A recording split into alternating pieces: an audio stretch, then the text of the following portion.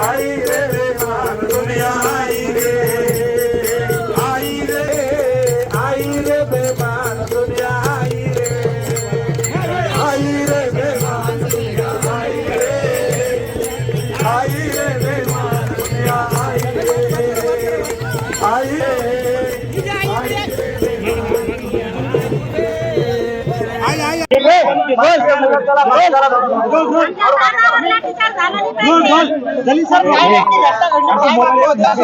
आज विभागीय आयुक्त कार्यालयासमोर जे आंदोलन होतं ते 9 पतसंस्था आणि सहकारी बँकाचं होतं. कोट्यवधी रुपये हे पतसंस्थांनी आणि बँकांनी त्यांचे घेऊन फरार झालेले आहे. मग जे नियम आदर्श डायरेक्टर्स आणि चेअरमॅनवर आहे, मग दुसरे डायरेक्टर्स आणि चेअरमॅन खूप मोठे आहे, पैशाने खूप ताकदवर आहे, मग त्यांना का अरेस्ट करण्यात येत नाही? मलकापूरचे, अजंठाचे, देवाईचे, ज्ञानोबाचे, यशस्वीचे, काय नेमकं कारण आहे? कृष्णाचे काय हे साहेब की पैशामध्ये खूप ताकद आहे. आणि हे सगळे लोक किती गरीब आहे. म्हणजे 95 इयर्सची एक महिला आहे, एक महिलाचे 4 लाख रुपये आज रस्त्यावरती भीक मागत आहे. आज 6-8 महिने झाले गिरीश महाजन आणि दिलीप वळसे पाटील दोघांनी रस्त्यावर येऊन हे सगळ्यांना आश्वासन दिले होते की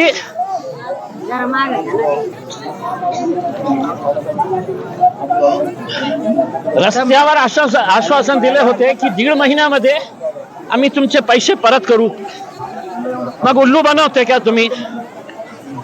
तुम्हाला निर्णय घ्यायचा असेल तर तुम्ही रात्री 3 वाजता परिपत्रक काढू शकतो. मग हे लाखोंच्या संख्येने जे ठेवीदार आहे यांच्या बाबतीत तुम्ही सांगा, तुम्ही लेखी आश्वासन द्या आम्हाला की 1 महिन्यामध्ये तुम्ही देणार आहे का? ते 1 मिनिट आम्ही इथे थांबणार नाही. सगळ्या लोकांना बाहेर घेऊन जाण्याची जबाबदारी माझी असते. उल्लू बनवते तुम्ही गोरगरीब लोकांचे. ती महिला जी आली होती 95 इयर्सची, फक्त 60,000 रुपये आहे तिचे, 60,000 रुपये.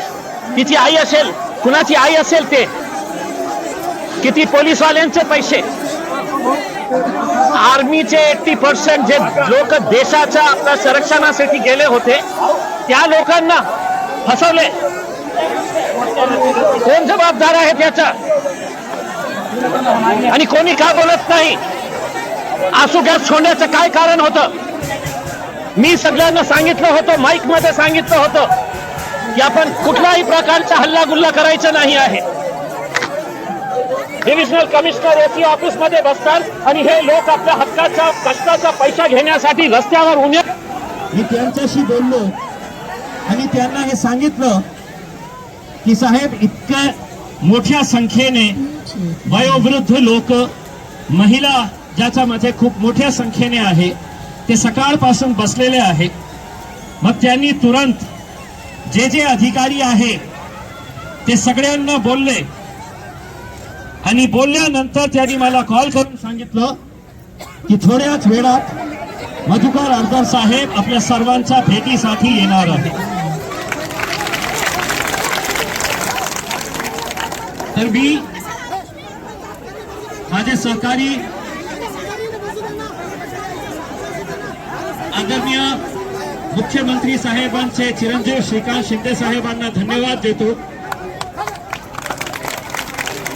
आणि मी जसं म्हटलेलं आहे की हे लढाई एकटी माझी नाही आहे, आपण सर्वांनी मिळून. आज यांनी बोलले म्हणून आज विभागीय आयुक्त साहेब आपल्या भेटीसाठी येत आहे. आम्ही ते सगळं निवेदन त्यांना देणार आहे. श्रीकांत शिंदे साहेबांनी मला हे सांगितलं की उद्यापासून लोकसभेचं अधिवेशन सुरू होत आहे. मी दिल्लीला जाणार आहे, तोही दिल्लीला येणार आहे. त्यांनी मला सांगितलं की जे निवेदन आपल्याकडे आलेले आहे ते विभागीय आयुक्तांना तर तुम्ही द्या, पण त्याचबरोबर ते सगळे जे निवेदन आहे ते तुमच्या सोबत दिल्लीला घेऊन या. मी सरकार विभागाचे मोठे नेते जे अधिकारी आहेत त्यांना सगळ्यांना दिल्लीला बोलवू आणि दिल्लीला आपण बसवून याच्यामध्ये काय रास्ता काढता येईल ज्यामुळे जास्तीत जास्त पैसे आणि लवकरात लवकर पैसे कसा देता येईल याच्या बाबतीत आपण चर्चा करू. वेळ लागली तर मी आपल्यापैकीही काही लोकांना सांगेल की वेळ लागली तर तुम्ही पण दिल्लीला या. मुख्यमंत्री साहेब ही दिल्लीला येत असतो. आपण सर्व बसून त्याच्या बाबतीत काही ठोस निर्णयाची वेळ आलेली आहे आणि मी आपल्या सर्वांना धन्यवाद देतो की तुमच्या शक्तीमुळे आज कमीत कमी हे तुम्हाला विश्वास झालेला आहे की तुमचे पैसे तुम्हाला परत मिळणार आणि मी जसा शब्द दिला होतो की तुमचा एक एक रुपया परत करण्याची जबाबदारी ही माझी आहे. मी आज ते काही पॉलिटिकल स्टेटमेंट नाही आहे, तो राजनैतिक स्टेटमेंट नाही आहे. मी आज इथे खासदारकी सोडा, मी एक तुमचा मुलगा म्हणून, तुमचा भाऊ, हे जे वयोवृद्ध महिला आहे, मला ही भीती वाटली होती, माझ्या बाबतीत नाही, पण जेव्हा जे आसू गॅस सोडले होते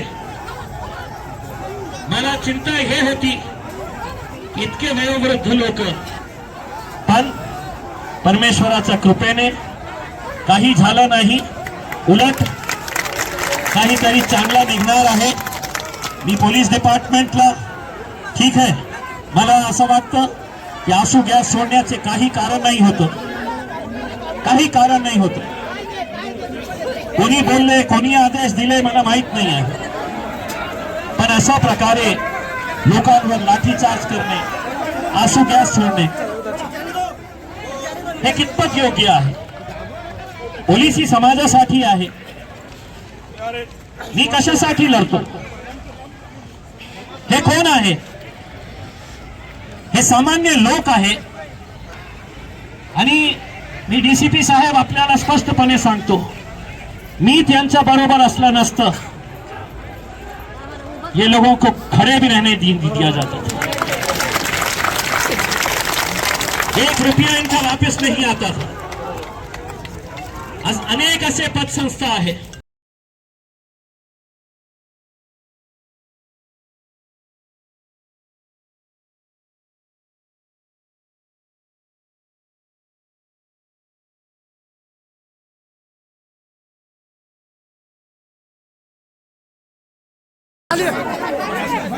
सगळ्या ठेवीदारांनी खाली बसून घ्या पहिले. बसणार नाही तरी बाहेर चालला जायचंय.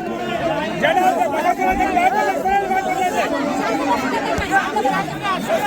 कोणी ठेवीदार खाली बसणार नाही तरी सरळ उभा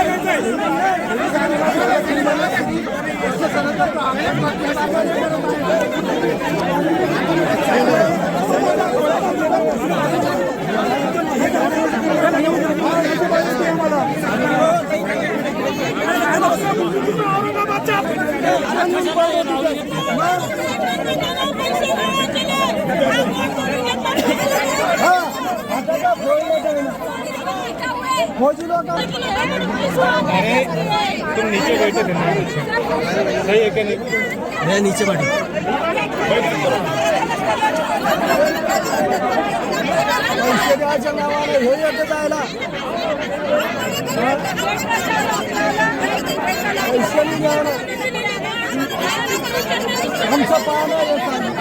जे 80% जे लोक देशाच्या आपल्या संरक्षणासाठी गेले होते त्या लोकांना फसवले. कोण जबाबदार आहे त्याचा? आणि कोणी का बोलत नाही? आसू गॅस सोडण्याचं काय कारण होतं?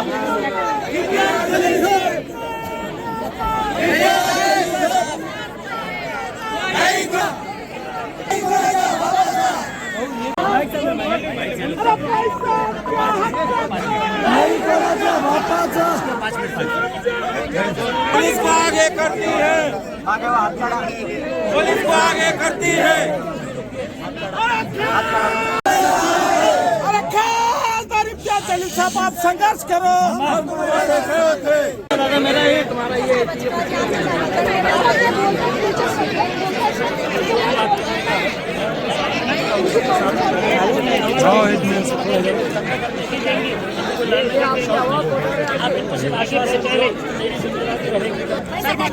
मग का तुम्ही मंत्र्यांनी सगळ्यात मोठे कोण आहे यांच्यापेक्षा त्यांचे बाप कोण आहे सर मंत्री आहे ना दोघं मंत्री रस्त्यावर उभे राहून त्यांना आश्वासन दिले होते की 1.5 महिन्यामध्ये तुमचे पैसे दिले जाणार खाऊ देणार नाही पचू देणार नाही आम्ही त्यांना